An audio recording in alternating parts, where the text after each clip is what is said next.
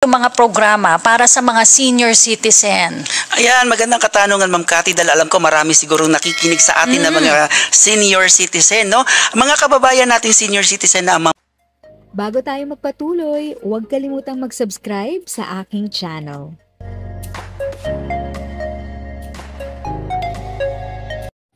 Thank you sa pag-click ng aking video. Good day po sa lahat ng mga nanonood. Sa mga bagong viewers at napadaan lang, by the way, I'm Tita Eda. Welcome to my channel. Ang channel na maghahatid sa iyo ng dagdag kaalaman tungkol sa government services, bagong mga balita at informative videos na galing sa legit na resources. Mag-subscribe na para updated ka. Mga programa para sa mga senior citizen? Ayan, magandang katanungan, Ma'am Cathy, dahil alam ko marami siguro nakikinig sa atin na mga senior citizen, no? Mga kababayan nating senior citizen na, Ma'am Cathy, dahil automatic na rin nga, dahil sa Universal Healthcare Law, bago pa dyan ay talagang may batas naman talaga tayo. Ito nga, tama ka, Ma'am Cathy, no? Yung RA 10645 or yung Mandatory PhilHealth Coverage for Senior Citizens. Ibig sabihin, noon pa man, talagang sinasabi na ng batas na bawat senior citizen kailangang mairehistro sa PhilHealth, no? Ang tanging edad na 6 na po at hindi na sila nagtatrabaho or hindi na rin sila hindi sila covered ng iba pang existing membership category, that's the time na sila, Ma'am Cathy, ay magpaparehistro na bilang senior citizen. Ma'am Cathy, sa katunayan, as of June 30, 2023, ang kabuuang bilang ng nairehistro nating senior citizen ay nasa 12.2 million, no? 9.4 po dyan yung senior citizen member at yung dependent naman ay 2.8 million. So pwede maging dependent po ang senior citizen? Ganun po ba? Pwede rin pong maging dependent. Kung may dependent pa po siya na magko-qualify. Pero kung parehong mag-asawa, halimbawa, Ma'am Cathy, ay parehong senior citizen, so mas maganda magparehistro sila ng magkaiba dahil pareho naman silang senior citizen. Pero, Ma'am Cathy, kung meron pa rin kasing halimbawang anak na below 21, maaari pa rin i-declare yun ng senior citizen bilang qualified dependent. Paano po yung mga senior na hindi pa po nagre-retiro? Dapat po ba silang magparehistro uli bilang senior o pag nag-retire na sila? Ma'am Cathy, kasi yung PhilHealth number natin, isa lang yan. Isa Lifetime na yan. lang. Opo, no? Halimbawa, ako working ako, then sumapit ako ngayon ng edad na 60. So ako ay hindi pa rin nagre-retiro. Ibig sabihin, nagtatrabaho pa rin ako, gainfully employed pa rin ako. Dapat, Ma'am Cathy, maghuhulog pa rin ako ng kontribusyon. Yung time na dapat marehistro ako doon sa ibang kategorya yun, Ma'am Cathy, lifetime member yun, kung ako ay magre-retiro na talaga. So yung mga katulad ni Attorney Makalintal na nagtatrabaho pa dito sa atin, o kaya si Attorney Rowie, mga senior citizen, o si Karen ni rin. So ibig sabihin, hindi pa sila pwedeng tinatawag na lifetime member, magko-contribute hanggang mag-retire. Tama yan, Ma'am Cathy, yan ay provision naman sa batas na hanggang ikaw ay gainfully employed, kumikita ka pa, konektado ka pa sa kumpanya, dapat ay patuloy kang magko-contribute. The time na ikaw ay lilipat ng kategorya, kung ikaw nga po ay magre-retiro na sa iyong serbisyo.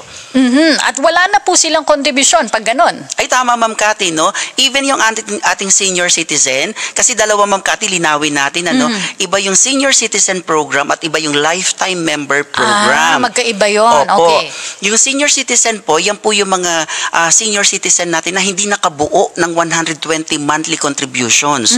Hindi siya maaaring hindi siya nagtrabaho noon, hindi siya nagbayad ng contribution niya noon. So kaya nung nag-edad 6 na po siya, wala siyang contribution na naipon na 120. So yan po, doon natin siya i-enroll sa senior citizen program. Samantala, kung ikaw naman po ay nagtrabaho noon at nakaipon ka ng 120 monthly contributions, ikaw po ay lifetime member program member. Ayan, yung 10 taon, 10 taon kang tuloy-tuloy naguhulog. Hindi kinakailangang tuloy-tuloy, hindi basta na-accumulate ng 120 months. Basta maipon lang.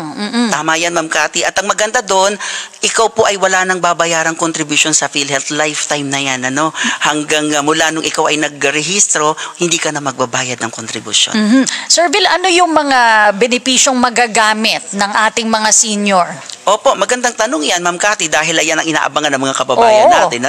Kung ano ba ang benepisyo ko sa PhilHealth kung ako ay senior citizen na o lifetime program member na. So, Ma'am Cathy, lahat ng benepisyo na meron ng PhilHealth ay covered ang ating mga senior citizen and lifetime member. So, maging yan ay inpatient care, yan po yung kapag na-hospital ka, at least 24 hours, ikaw ay may inpatient benefits. Yung outpatient benefits naman, yan yung mga hindi kinakailangang i-confine, no? Pero halimbawa, day surgery, cataract extraction, Dialysis. dialysis, yan po yung mga outpatient. So, covered din po ang ating mga senior citizens dyan. Yung ating PhilHealth Consulta, yung primary care benefit natin, covered din ang ating mga senior citizen dyan. At yung ating mga SDG-related benefits and special packages, yan, Ma'am Cathy, yung mga TB dots, malaria package, yung mga ganyan po, ayan po yung ating special benefits. Lahat po yan ay entitled ang ating mga senior citizen at syempre yung ating discount, no? Pag nako-confine yung 20% discount, syempre yan po ay covered ang lahat ng ating senior citizens. Ibig sabihin, Sir Vil, bukod dun sa bawas, dahil nga yung coverage ng PhilHealth, ibabawas dun sa kanilang hospital bill, meron pang 20% na discount, hindi mawawala yon. Ay, tama yun, Ma'am Cathy, hindi mawawala yun, Yan kasi itinakda na rin ng batas yan, eh. So, maliban doon sa kanilang 20%, huling ibabawas, Ma'am Cathy, yung PhilHealth benefit. At ang matitira ay yung, yun na lang ang kanilang babayaran kung meron man. Ma'am Cathy, linawin natin yan kasi nung mga nakaraan talagang panawagan natin yan, no? Dahil may mga pasilidad di umano na hindi daw nagbabawas ng 20% discount. Dahil nabawas na yung PhilHealth. Yes, so kaya ngayon po, nililinaw natin na yung tamang order po, no, ng Sige po. pagdededuct. Mauuna po yung 12% VAT exemption doon sa hospital bill, sunod na ibabawas po yung 20% discount nila at huli po yung PhilHealth benefits. Yun po yung tamang order ng pagdededuct sa ospital. Oo nga naman. Kasi kung binawas agad yung PhilHealth, masyado na maliit yung magiging discount. Tama po. So, una, VAT muna, tatanggalin. Sunod yung 20%, tapos sunod yung PhilHealth. Ayan, Yes. malinaw na malinaw. Naku, yung mga senior dyan, ay, nagsasabi po kasi sila, ay, hindi naman namin nagagamit yan. Mabuti nga yun, hindi kayo nagkakasakit. Ibig sabihin, di ba, Sir Vil? Tama po yan, Ma'am Cathy. Ma'am Cathy, isang magandang balita pa, no? Yung mga kababayan nating senior citizen, kapag sila po ay na-confine sa isang pampublikong pasilidad, labas ka ng ospital na walang Hospitals. Lahat po yan, ha? Okay. Sa ngayon, Ma'am Cathy, yes, public hospital muna yung cover ng ating NBB or no balance billing. Yung PhilHealth ID. Kasi po, may nag-census dito sa amin at hinahanap ang PhilHealth ID ko. Di ba po, kahit anong government ID. Okay, may nag-census daw, naghahanap ng PhilHealth ID. Saan nga ba ang gamit ng PhilHealth ID, Sir Vil? Well, ang PhilHealth ID natin, Ma'am Cathy, actually sa batas ng Universal Healthcare, kahit wala kang maipresent ng ID kapag ikaw ay na-confine, ikaw ay makakagamit pa rin ng benepisyo. Kailangan mo lang magpakita ng kahit anong patunay ng pagkakakilanlan. So, hindi po actually required, no? Dahil may ID ka man o wala, makakagamit ka ng benepisyo. So, mag-ingat po tayo sa mga ganong nanghihingi ng ID ng PhilHealth kasi kailangan ay lihiti mo po ito. Unang-una, wala po kaming programa na nagbabahay-bahay kami at hahanapin ang PhilHealth ID. Baka gusto lang malaman yung inyong mga datos, yung inyong pangalan, yung inyong PhilHealth number. Nako ingatan po yun, di ba, Sir Vil? Tama, Ma'am Cathy. Mag-ingat po tayo sa mga ganon, dahil hindi po natin alam ang intensyon at kung bakit sila humihingi ng ganon. Dahil unang-una, ang PhilHealth ID natin, gagamitin talaga yan sa confinement or ikaw ay gagamit ng benepisyo. Pero katulad nga ng nasabi ko, Ma'am Cathy, hindi required na magpresenta ka ng ID sa ospital dahil kahit anong pagkakakilanlan mo ay makikita kasi sa database, Ma'am Cathy, merong access ang ospital. Pag ipinasok yung pangalan, makikita yung record mo. Ayan, kahit hindi nyo po kabisado yung inyong membership number. Okay, po yan. Sir Vil, saan na lang makikita para Opo, marami po tayong sa ngayon, may 2,500 mahigit po tayong consulta providers na accredited sa buong bansa. ang advice po natin, bisitahin po yung website po ng PhilHealth, no? Yung www.philhealth.gov.ph, at makikita po nila doon yung updated na listahan ng mga accredited na konsulta provider po natin para makita niya kung meron pong malapit sa kanilang lugar. Kasi napakahaba po nung listahan na yan. Okay, ito mula sa ibang bansa pa, iba yung kanyang area code. Sabi niya, pwede po bang magbayad ng kontribusyon sa Paymaya o GCash? Voluntary member po ako. Maaari, Ma'am Cathy, ngayon sa pamamagitan ng ating PhilHealth member portal.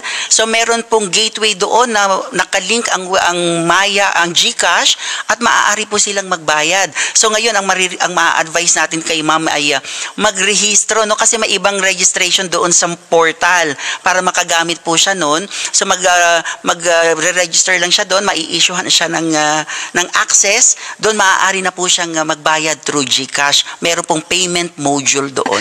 Retired na po ako sa government. Government employee siya dati. Magbabayad pa rin po ba ako sa PhilHealth? Yan, Ma'am Cathy, yung diniscuss natin nga lifetime member program, ano po, na kapag nakabuo ng 120 monthly contributions equivalent ng 10 years, kailangang pumunta ng PhilHealth office para ma-change yung kanyang category. So kapag siya po ay na-enroll na or na-register na bilang lifetime member program member, siya po ay hindi na kailangang magbayad ng kanyang kontribusyon. Okay, si Zoilo, sabi niya, paano po ba mag-avail ng konsulta program? Senior na po ako at retired na. Ayan. So, katulad po ng diniscuss natin ng mga nakaraan, Ma'am Cathy, siya po ay magpaparehistro sa pinakamalapit na accredited na konsulta provider. So, kailangan niya lang pong pumunta doon, magpapa-enlist siya. So, yun na po, pwede na siyang gumamit ng kanyang konsulta benefits. So, kaya mas maganda, Ma'am Cathy, alamin kung saan ang pinakamalapit na konsulta provider na accredited ng PhilHealth para ma-facilitate po yung kanyang registration at makapagsimula ng makagamit ng kanyang benepisyo. Ito magandang tanong to kasi baka may mga nalilito. Sabi ni Alex, kapag po ba lagpas na sa 120 months ang hulog sa PhilHealth, malaki po ba ang magiging pensyon? O linawin natin, pension program po ba ang PhilHealth? Ayun, magandang tanong yan, Ma'am Cathy. Marami pa rin nalilito ngayon. Ang PhilHealth po ay hindi isang pension program. Yung po ay nasa SSS kung ikaw ay nasa private sector. Health insurance po, no? Social health insurance ang benefits natin sa PhilHealth. So wala po tayong pensyon.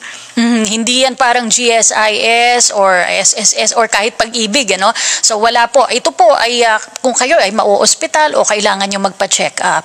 Okay, mula kay 4549, sabi niya, registered na po ako sa PhilHealth. Pero wala pa po akong PhilHealth ID. MDR lang po meron ako. Ano po ba yung MDR? Yes, Ma'am Cathy, yung MDR ay Member Data Record. So, diyan nakalagay yung kumpletong profile. Lahat ng detalye kasi sa ID ang makikita lang natin ay yung PhilHealth number, ang iyong pangalan. So, mas kompleto yung laman ng Member Data Record. Kung yung ating listener ay wala pa pong PhilHealth ID, maaari po magpa-print sa kahit saang tanggapan ng PhilHealth. Libre po ito, no? Wala pong bayad yan. At magpipresenta ka lang po, pupunta ka lang doon at magre-request ka ng PhilHealth ID mo, libre po yan. Libre walang bayad. O si Ricky, mula sa Facebook Live pa rin natin, nagretiro po ako sa edad na 52. Kailangan ko po bang magpatuloy ng pagbabayad ng PhilHealth? Ayan, magandang tanong din po yan, dahil nag-early retirement siya. So, kailangan po, Ma'am Cathy, requirement kasi natin bago maging senior citizen or mairehistro sa senior citizen program, dapat ikaw ay edad 60. So, sa case po ni Sir, ay kailangan po niyang hintayin, magbabayad muna siya until ma-reach niya po yung edad na 60 at makapag-register through our senior citizen program. Ito naman po, halos kapareho, pero iba po yung tanong niya. Si 1828, sabi niya, early retirement siya, 58 years old. More than 120 contributions na daw po siya, pero wala na daw po siyang income source. Pwede daw po na ba siyang tumigil? Ay, Ma'am Cathy, kasi magkatugma o magkakambal yung 120 and 60 years old, no? Kung ikaw ay lagpas ng 120 pero wala ka pang 60, hindi ka pa rin qualified. Kung ikaw naman ay nag-60 na, then wala ka pang 120, hindi ka rin magiging lifetime member program. So, dapat po ay kambal yun. So sa case po niya na siya ay 58 pa lamang at wala siyang source of income, pwede siya magpa-assess sa DSWD para yung natitirang 2 taon ay baka pwede siyang maging indirect contributor muna until mag-reach siya ng 60, and that's the only time na pwede na siyang irehistro sa senior citizen program. Si Genki Des, sabi niya, yung thyroid ultrasound, 2D echo, FT4, ito mga thyroid blood test to cover daw po ba ng PhilHealth yon?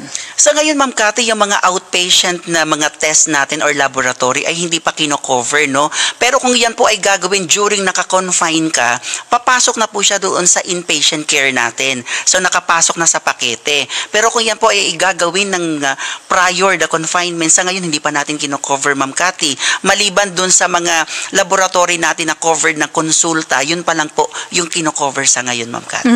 At tanong ni Ricardo, pwede bang maging member ng PhilHealth ang isang dual citizen? Yes, Ma'am Cathy, no? Isang magandang tanong din niya, yung mga kababayan nating nakikinig sa ibang bansa. Kung ikaw po ay dual citizen, merong Pilipino ka pa rin naman, ikaw po ay kasama pa rin sa ating programa. Maaari po kayong magmiyembro. Basta hindi mo bibitawan yung Filipino citizenship. Saan po Tama, ba sila pwedeng tumawag or sumulat sa inyo kung meron pa po silang mga dagdag na katanungan? Yes, Ma'am Cathy, no? So maaari po sila mag-email. Ito po ang ating email, actioncenter@philhealth.gov.ph. Maaari din po silang mag-post ng question sa ating official FB page, yung at Team PhilHealth or PhilHealth Official. Maaari din po silang mag-iwan ng mensahe sa ating callback channel sa 0917-898-7442. So kami po ang tatawag sa inyo pag kayo po ay nag-iwan ng mensahe dyan sa numerong yan. So makakaasa po kayo na kami po ay tatawag sa inyo at babalikan namin ang inyong concern. Oo. If sa tingin mo, natulungan ka ng video ko na ito, nakasave ka sa oras mo, you can click yung thanks button at any amount ay malaking help sa pag-grow ng channel ko. Yun lang po muna ang aking update. Sana ay nakatulong na dagdag kaalaman ang aking shinare today. Ang goal ng aking channel ay mag-create ng awareness. Kung ganitong mga topic ang gusto mo, panoorin mo ang mga videos ko na ito.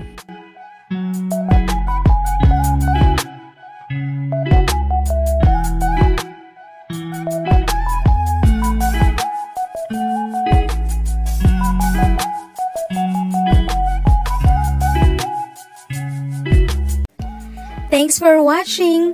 Kung may kapamilya, kaibigan o kakilala sa tingin mo ay magiging interesado sa video, please share or tag sila sa comment section. At syempre, if nagustuhan mo ang video, i-like mo na ito at subscribe ka na din. As always, feel free to write your questions, comments, and opinions respectfully. And continue to be a blessing and stay safe!